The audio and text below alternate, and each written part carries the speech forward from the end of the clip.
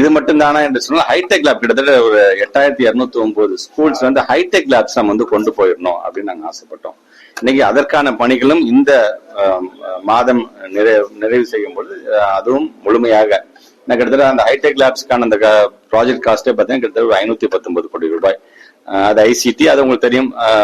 நமக்கும் ஒன்றிய அரசுக்குமான அந்த பங்கீடுல சமூக சிகிச்சா மூலமாக கடந்த ஆண்டு ஒதுக்கப்பட்டது. அதுல அந்த முழு பணியும் அதுவும் நாம் நிறைவு செய்ய போகின்றோம்.